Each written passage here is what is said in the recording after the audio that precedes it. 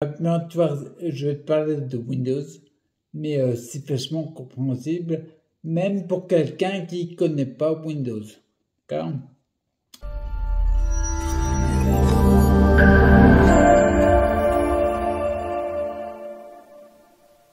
Salut, c'est Chris. Je te parle d'un truc.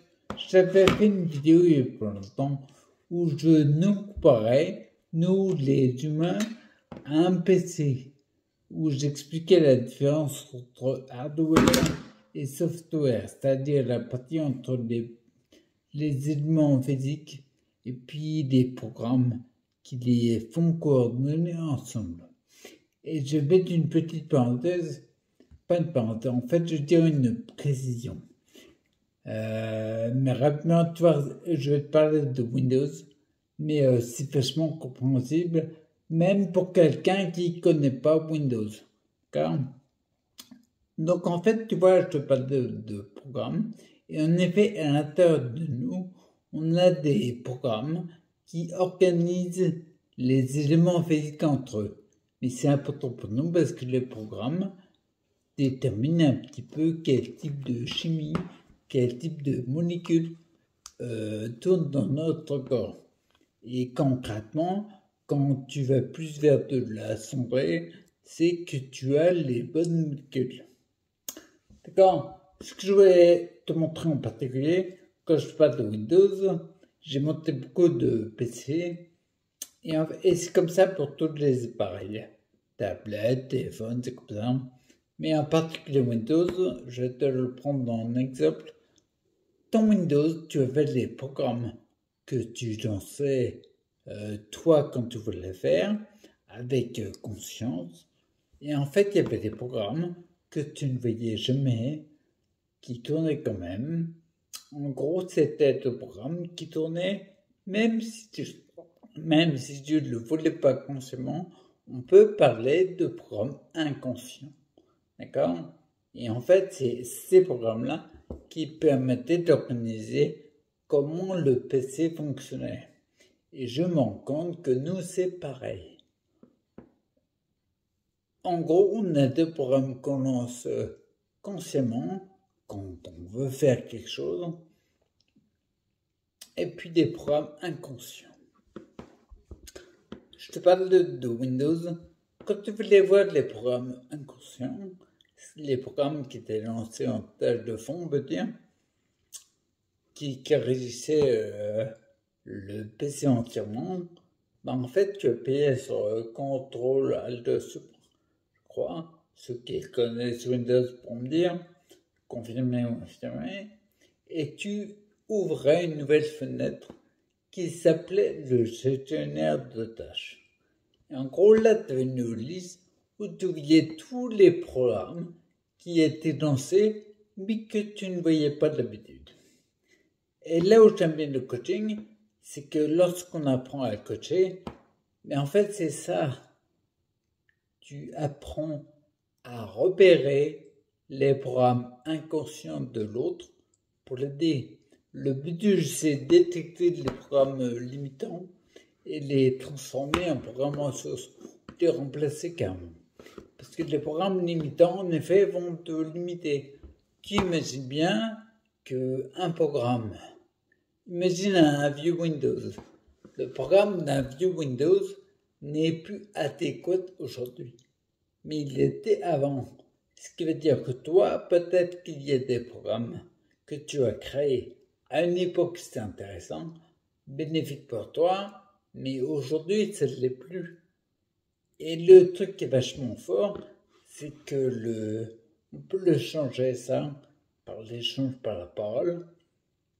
Mais en tout cas, tout programme qui est délétère, avec la conscience, tu peux le modifier. Tu peux le changer si tu veux, si tu le décides. C'est tout le but du coaching. Repérer des programmes inconscients, limitants, les remplacer par des programmes inconscients, ressources en fait. On parle souvent, tu as dû entendre parler, mais moi j'utilise le terme programme exprès.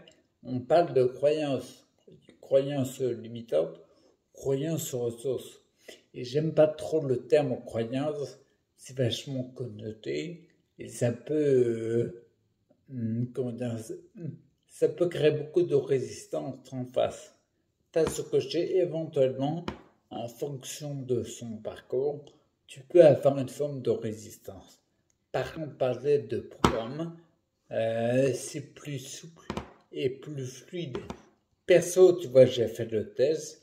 Et en effet, dès que tu parles de programme, ben, ça bloque pas. Par contre, quand tu parles de croyance, ça peut éventuellement bloquer. L'objectif du coaching, c'est d'apporter de la valeur au coaché. Sinon, il n'y aura pas d'intérêt. L'important, c'est qu'on est là pour le servir, en fait.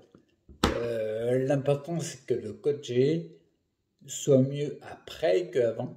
Parce que forcément, lorsque tu as un programme limitant, tu vas te limiter de ce nom. Et quand tu as un programme ressources, tout change. En effet, moi, je le vois, je fais beaucoup de coaching avec l'école. Et je le vois bien.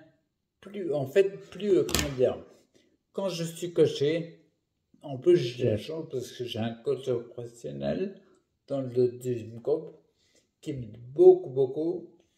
Plus tu es coaché, plus tu remplaces tes programmes limitants par des programmes ressources, plus tu changes. Tu ne deviens pas quelqu'un d'autre. Mais en fait, en gros, tu deviens une version nouvelle, différente. Le but, c'est plus optimum de toi-même. Tu deviens quasiment pas une nouvelle personne.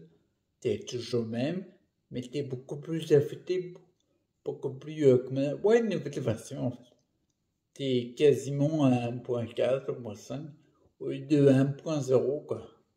Même pas autant, quasiment 2.0 au lieu de 1.0. L'objectif, et j'encourage tout le monde à le faire, il ne faut pas oublier.